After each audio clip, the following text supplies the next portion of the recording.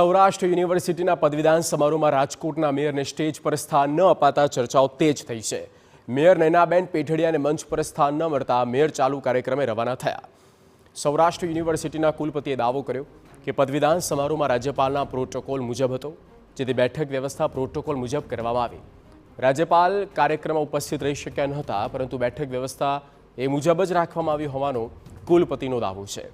મેયરે આ અંગે કહ્યું કે હું કાર્યક્રમમાં લેટ પહોંચી હતી અને મંચ પર જગ્યા નહોતી, કોઈ ભૂલથી આવી ગયું હશે.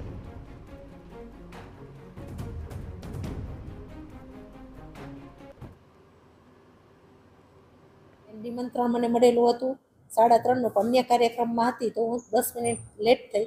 કાર્યક્રમ ચાલુ થઈ ગયો હતો, પણ સ્ટેજ ઉપર કોઈ વ્યવસ્થા બેઠકની ન હતી, તેથી ત્યાં હું રોકાયેલ નથી. એને જાણતા તો કર્યું જ ન હોય.